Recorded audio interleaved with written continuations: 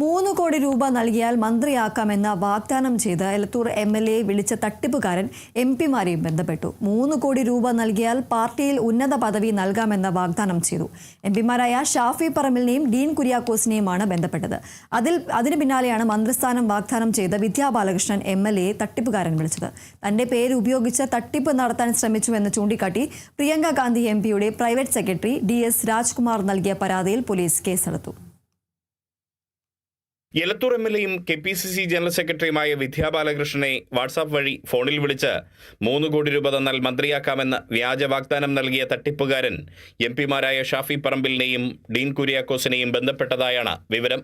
Youth Congress മുൻ സംസ്ഥാന അധ്യക്ഷന്മാരായ ഈ MP-മാരെ വിളിച്ച് 3 കോടി രൂപ തന്നാൽ പാർട്ടിയിൽ ഉയർന്ന പദവി നൽകുമെന്നായിരുന്നു തട്ടിപ്പുകാരൻ വാഗ്ദാനം ചെയ്തത്.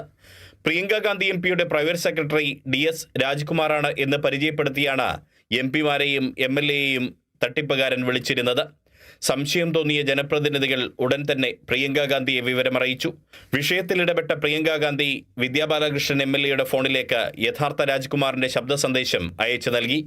അപ്പോഴാണ് നടന്നത് ആൾമാറാട്ടമാണെന്ന് ജനപ്രതിനിധികൾ തിരിച്ചറിഞ്ഞത്. ഇതോടെയാണ് പാർട്ടി നേതൃത്വത്തിന്റെ അറിവോടെ Vidya Balakrishnan MLA Kozhikode city cyber സ്റ്റേഷനിൽ പരാതി നൽകിയത്. പിന്നാലെയാണ് വയനാട് MP-യുടെ പ്രൈവറ്റ് സെക്രട്ടറി എന്ന നിലയിൽ DS രാജ്കുമാറും തന്റെ പേരിൽ ആൾമാറാട്ടം നടത്തിയ ആൾക്കെതിരെ കേസെടുക്കണമെന്നാവശ്യപ്പെട്ട് വയനാട് സൈബർ പോലീസിലും പരാതി നൽകിയത്.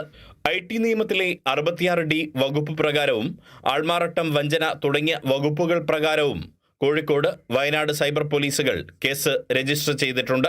വിദ്യയുടെ പരാതിയിൽ കേസെടുത്ത കോഴിക്കോട് സിറ്റി സൈബർ പോലീസ് നടത്തിയ അന്വേഷണത്തിൽ MLA-യെ വിളിച്ച നമ്പറിന്റെ സിം കാർഡ് ഡൽഹിയിലുള്ള ആളുടെ മേൽവിലാസത്തിലാണ് എടുത്തതെന്ന് കണ്ടെത്തിയിട്ടുണ്ട്.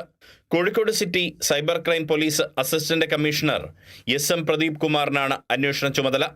ഇദ്ദേഹത്തിന്റെ നേതൃത്വത്തിലുള്ള സംഘം അന്വേഷണത്തിനായി അടുത്ത ദിവസം ഡൽഹിയിലേക്ക് പുറപ്പെടും. Kerala vision news, Kozhikode.